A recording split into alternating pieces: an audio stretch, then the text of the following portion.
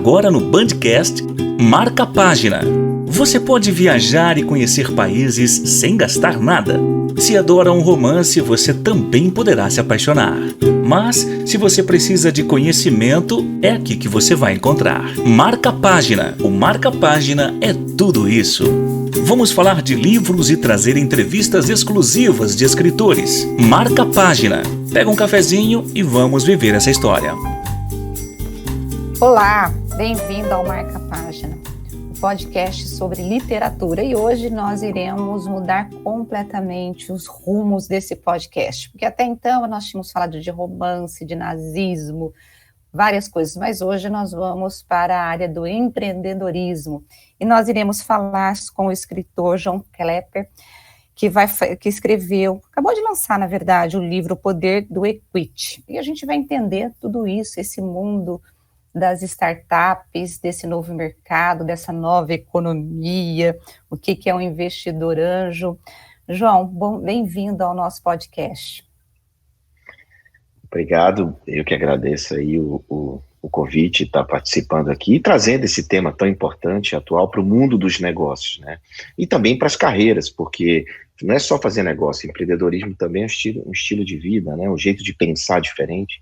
E essa nova mentalidade, ela compõe o nosso dia a dia, muito também por conta dessa pandemia que estamos vivendo, muita coisa aconteceu, muitas mudanças aconteceram, e esse tipo de jeito de pensar, de mentalidade, é muito importante para todo mundo que está assistindo, independente se tem negócio, ou se quer fazer negócio, ou mais precisa entender como tudo funciona. O que é o equity e como ter essa mentalidade? O que é isso, né, para quem está nos ouvindo e nunca ouviu essa palavra? Bom, a palavra assim, equity. O novo livro, esse novo livro chama O Poder do Equity, né? Esse é o meu 8º livro, eu tenho 8 livros anteriores, 4 últimos pela editora Gente. O livro, eu tinha lançado um livro há uns 3 anos atrás, falando sobre o Smart Money. Esses nomes em inglês, assim, sabe por que nome em inglês, né? Mas é difícil você falar dinheiro inteligente, participação acionária, e são nomes conhecidos mundialmente, e são nomes já cunhados mundialmente. Então, o primeiro livro que eu escrevi sobre esse assunto foi 3 anos atrás, que chamava Smart Money. Esse livro, Dinheiro Inteligente, ele ensinava as pessoas, ele ensina as pessoas até hoje, né, a captar dinheiro, a desenvolver projetos. É aquele empresário que queria mudar a sua mentalidade no sentido de buscar um investidor para dentro da sua operação. Alguém queria colar na sua operação um investidor estratégico, um investidor que entendesse o que é o chamado capital de risco, venture capital, que é o nome que se dá ao capital de risco. Esses nomes todos é sopa de letrinha, mas basicamente o livro ensinava a buscar dinheiro, né? O livro, o Smart Money. Esse livro, O Poder do Equity, ele é a mesma linha, só que ele é para quem quer alocar dinheiro nesses negócios, nesses projetos. Então, nós mudamos um pouco. O primeiro foi para quem queria buscar dinheiro, e esse último, O Poder do Equity, é para quem quer investir seu dinheiro. E o equity... Pois não, pode falar. Não, pode falar, pode continuar. Não, e o equity, que foi a pergunta que você fez, é justamente uma empresa um negócio tem de 0 a 100 percentual. 100% da empresa, um sócio tem 10, outro tem 20, outro tem 30, né? Tem as participações. O equity é quanto vale a sua participação ou quanto vale a sua empresa hoje. Então, a gente chama de equity. E aí tem toda uma estratégia de pensar em equity, porque não é somente eu dar 10% desse podcast para alguém que bota um dinheiro, sabe? É muito mais do que isso, é entender a força que tem uma empresa, por exemplo, que dá prejuízo, mas tem um grande valor de mercado. Como isso é possível, né? Então, essas situações da nova economia, que essas startups, essas empresas de tecnologia e essas novas, inclusive essas empresas que têm base tecnológica inovadoras, funcionam. Então, é entender como isso funciona que eu chamo de poder do equity. E você acha que há uma resistência no mercado para poder investir nesse novo mercado? Ou esse livro ele vem justamente para poder popularizar, vamos assim dizer, esse receio que o empresário tem de investir em algo que ele não conhece? Porque a tecnologia é algo que ainda é um terreno, assim, ainda meio inóspito, né? Então, as duas coisas, né? Ótima pergunta, Rose. Assim, primeiro que você no seu celular, Rose, tem uma startup, tem uma empresa de tecnologia dentro dele. Você usa Instagram, WhatsApp, Zoom, Waze, tudo isso são ferramentas que ou foi uma startup de base tecnológica. Então, não dá para ter desconhecimento para dizer assim, eu não sei o que é isso, né? Porque você usa diariamente uma empresa disso. Então, a primeira coisa que precisa mudar é entender que você usa e que isso é uma empresa que tem um CNPJ, uma empresa americana, europeia, enfim, canadense, não importa, mas que é um negócio, certo? Esse negócio ofere resultados. Um ofere resultado por número de usuários, outro por pagamentos mensais, outro, cada um tem o seu modelo de negócio. Esses modelos de negócio são modelos de negócio que são diferentes dos modelos de negócio da economia tradicional, que é comprar carro, vender carro, comprar terreno, comprar prédio, montar estrutura, né? Esses modelos de negócio não tem isso. Eles são muito diferentes. Então, a primeira coisa é entender essas diferenças, né? Ok, entendeu as diferenças? Por que existe receio em investir nesse tipo de negócio? Desconhecimento, e é uma questão de educação. Até a própria Bolsa Brasileira, a B3, a Bolsa de Valores brasileira, só tem 600 empresas lá. E é difícil entender como investir nessas empresas. Você tem que usar o seu banco, uma corretora de valores, para você ir lá, apertar o botão e investir 10 mil, 15 mil numa ação. Essa ação tem preços variados, sobe, desce os preços dela. Nem todo mundo entende isso. Tanto é que nós temos 3 milhões de pessoas investindo na Bolsa hoje. Muito pouca. Quantos brasileiros existem? Né? Porque falta ao brasileiro um negócio chamado educação financeira, ou que eu chamo de inteligência financeira, que é muito diferente. Então, se só temos 3 milhões de investidores na Bolsa, avalie investidores de startup, que são empresas não organizadas e não listadas na Bolsa de Valores.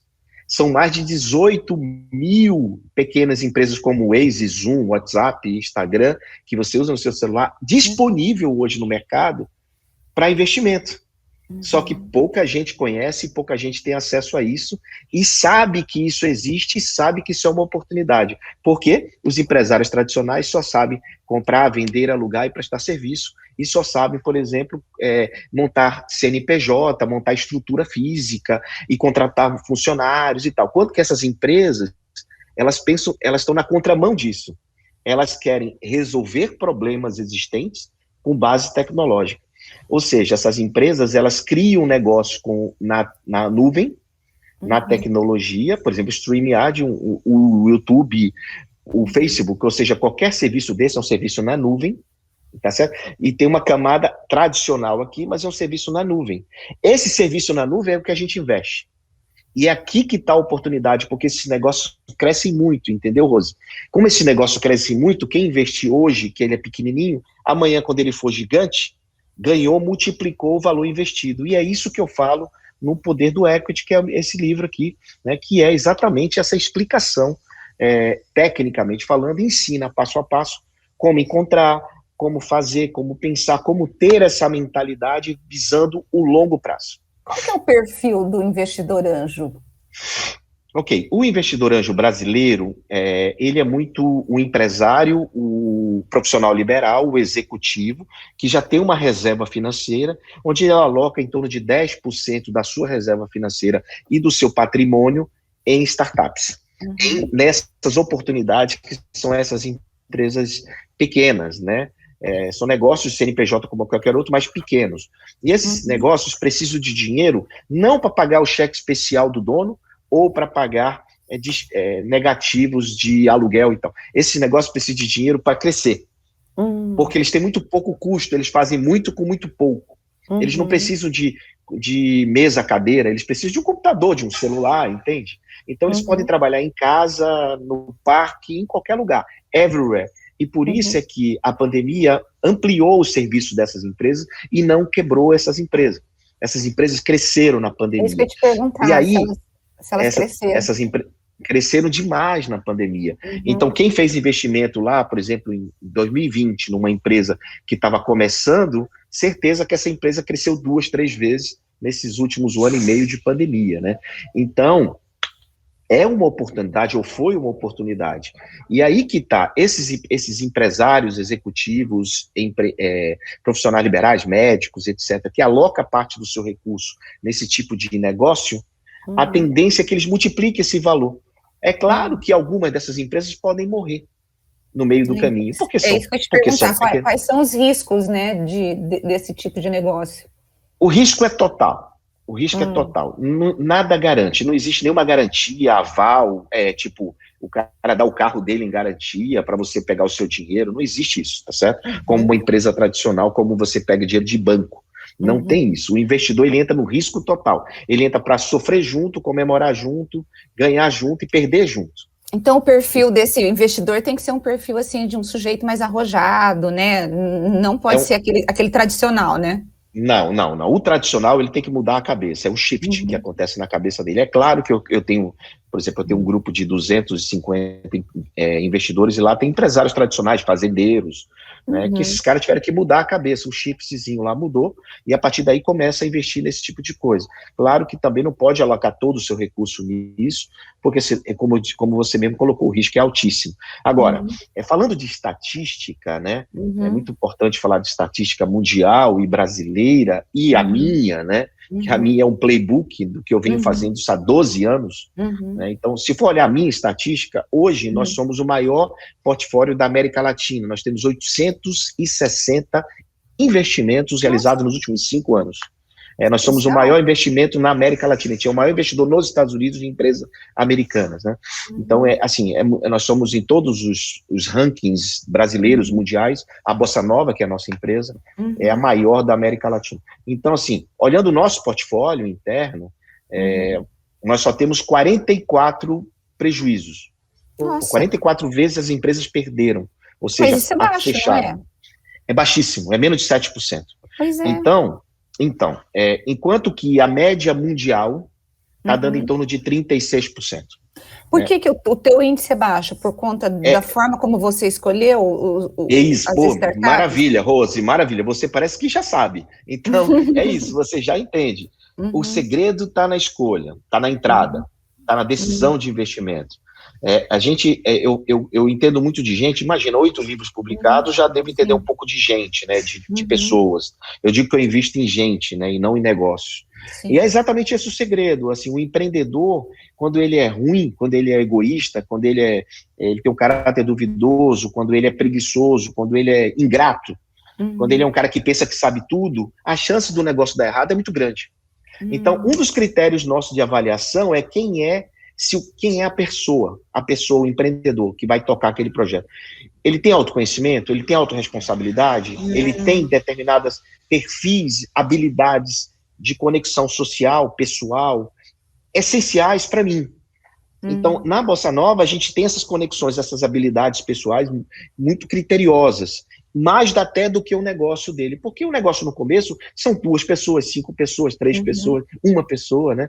Não tem muita gente. Então, depende basicamente do cara que vai tocar, do empreendedor. E aí a análise dele é fundamental. É difícil errar com pessoas. Então, por conta disso, dessa minha habilidade, né, de conviver com muita gente, eu consigo identificar em alguns segundos se esse cara, o que está errado no jeito naquele dele. negócio dele. Agora, não, negócio não, nele. Nele, né? Tá certo, é nele, porque o negócio existe. O problema é se ele vai viabilizar aquele negócio, né? Se ele vai viabilizar, se ele tem, é mais ou menos isso, mas vamos lá. Imagina o seguinte, um negócio, Rose, a gente pode mudar. Ou seja, não deu certo esse canal de venda, faz outro. Não deu certo aquele colaborador, muda. A assinatura não é assinatura, é download, muda. O negócio dá para mudar, mas você não muda uma pessoa. Você não muda o caráter de uma pessoa. Você pode mudar o negócio, mas não muda uma pessoa. Então, quando você foca na pessoa, nos colaboradores, no time, a sua chance de errar é muito menor, porque é difícil você mudar aquelas pessoas. Se o cara é mau caráter, ele vai ser mau caráter com a empresa ruim e a empresa boa. Entendi. Entende? Ele pode até te enganar. Depois das pessoas, Rose, é que vem a análise do negócio. Ok, entendi. Agora, por exemplo, o teu livro, ele dá o caminho das pedras para a pessoa que quer investir, porque uma coisa é você chegar e falar, onde que eu invisto, né? Porque se você tem a tua empresa que já faz essa análise e reduz os riscos, ok, então pelo menos eu estou coberta, eu tenho um guarda-chuva aí de pessoas que estão me auxiliando. Mas como chegar a investir nesse setor, nesse mercado, e como fazer isso, né? Então, mais, qualquer pessoa pode investir, inclusive quem não tem muita grana? Exato, essa é a primeira resposta. A segunda resposta, que é a primeira que eu vou te dar, é sim, não importa o valor, e tem vários veículos diferentes, conforme o seu tamanho de cheque, tá? Então, hoje já está um pouco mais popularizado, mas a questão é o entendimento da sua primeira pergunta, né? Como fazer? Ou seja, a minha empresa é muito fácil, porque eu já tenho um time, já tenho esteira, já tenho um processo, né? Eu já tenho 12 anos de experiência, é mais fácil. Então, o que foi que eu resolvi fazer? Eu resolvi escrever isso, documentar isso. Quais são os passos, o que você tem que olhar, onde é que encontra esse tipo de empresa, quais são as perguntas que você tem que fazer, quais são as 10 perguntas essenciais para fazer, o que você tem que olhar primeiro, segundo, terceiro e quarto, qual é a bandeira vermelha, bandeira amarela, bandeira verde, né? Se você encontra um empreendedor no elevador, ele te fala tal coisa, o que você faz depois disso, você como investidor, né? Então, eu desenvolvi, baseado no meu playbook, nos meus erros e nos meus acertos, como foi que eu construí esse portfólio? Como foi que eu cheguei até o dia de hoje? Quando eu comecei recebendo não, eu tinha uma empresa, né? Eu tinha uma empresa, como hoje muitos chegam para mim, investem em mim, né? Então eu tinha uma empresa que eu fui buscar investimento para ela. Só que eu não sabia que ela era uma startup, né? Era um e-commerce de venda de ingresso. Eu não sabia que aquilo era uma startup. E aí eu soube que tinha um fundo de investimento nos Estados Unidos que estava investindo em negócio parecido com o meu. Eu mandei o e-mail em 2008 e fui recebido, né, em 2008 para 2009, fui recebido por esse fundo. Chegando lá, eu apresentei meu PowerPoint. Só que meu PowerPoint tinha o que eu queria apresentar para eles. Era quanto eu faturava, 3 escritórios, 40 colaboradores, todo mundo fardado, carro com nome, carro plotado, mesa, cadeira, estrutura física. Eu só mostrava isso, né? Me vangloriando como empresário, né? Que estava bem sucedido, tal. Bem sucedido, mostrava a minha capa na revista, essas coisas assim, sabe? Que eu achava que isso era importante, né? Quando que, na verdade, eles viraram para mim e disseram assim, quanto é o CAC? Hein? Quanto é o CAC? O CAC é uma métrica, chama custo de aquisição de clientes. Quanto você gasta para adquirir um cliente seu? Eu não sabia isso. Fizeram 2, 3, 4 perguntas que eu não sabia, voltadas a entender como é o negócio hoje e como ele vai ser daqui a 5 anos. No final, assim, eles não queriam ver custo fixo. Eu mostrei meu Prolabore achando que era o máximo. Olha quanto eu ganho. Os caras, isso é custo. Não é nada disso, é outra coisa que a gente quer ver. Só que eu não entendia o que era. Então, baseado numa dor minha, eu comecei a ensinar as pessoas como apresentar corretamente o seu pitch, que o nome disso é pitch, para investidores, como posicionar a sua empresa, e no final das contas, depois de alguns anos que veio o poder do equity, como investir, e como sentar no lugar dos caras e fazer as perguntas corretas, entendeu? Agora, dentro desse seu livro, você, por exemplo, aborda quais são os melhores negócios para se investir de startups, porque no mercado tradicional a gente meio que sabe onde investir, o que está dando retorno. Então, você tem alguns investimentos, assim, investimento nunca é seguro, né? Mas ele traz retorno, só que você tem mais ou menos algumas variáveis que te dão segurança para você investir numa Petrobras, em algumas empresas que já estão postas no mercado.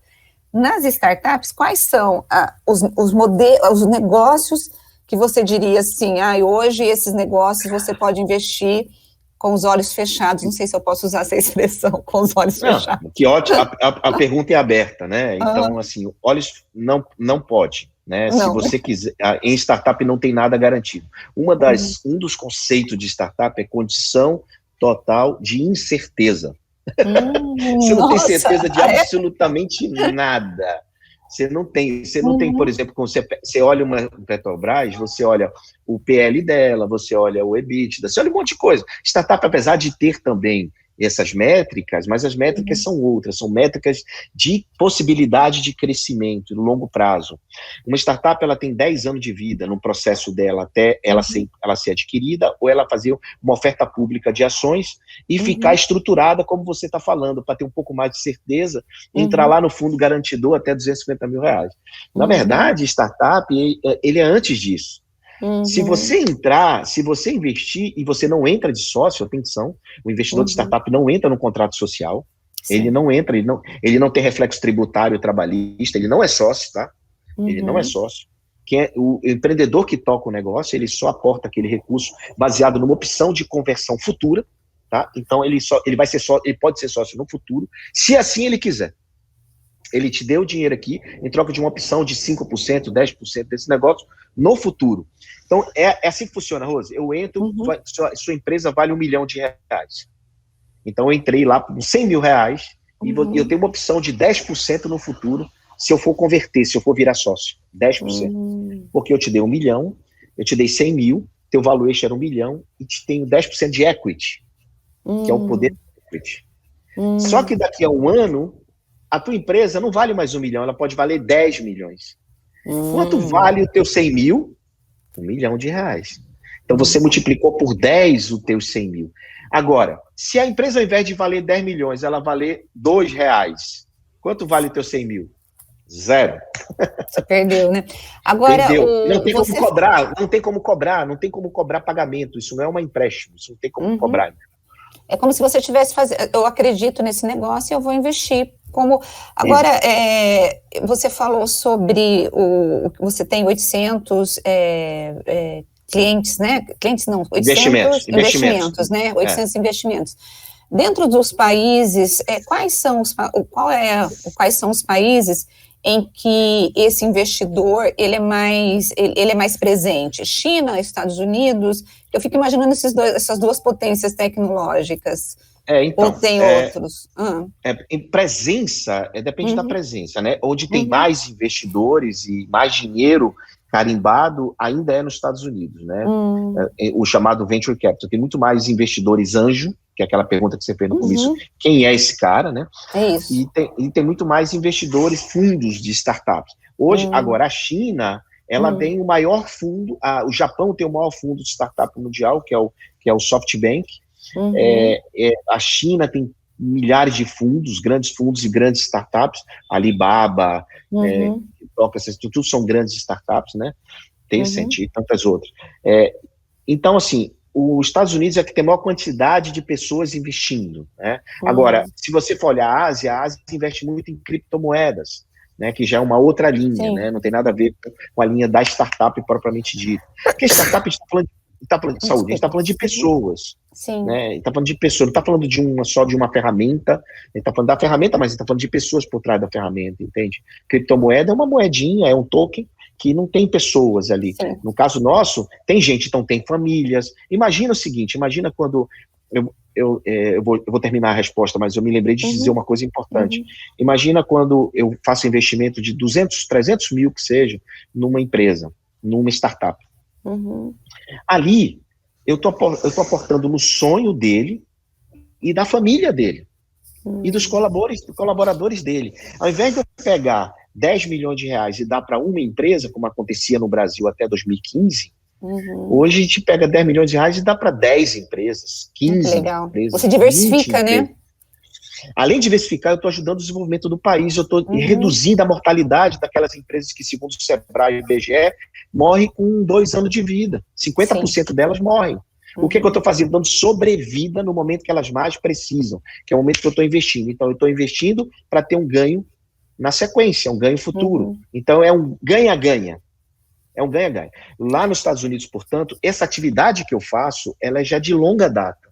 Né? Essa atividade que a gente faz no Brasil, que aparentemente pode ser novo, mas ela é de longa data, muitas pessoas fazem isso, tanto é que em 2009 eu estive lá para captar investimento, e lá recebi uma mentoria de um dos caras que estavam na banca, que me contou, João, você recebeu não por isso, você recebeu não por isso, você tem que fazer assim, que a gente chama de mentoria, mentor, né? Mentor. Sim. É um cara que já passou por isso, que ensina.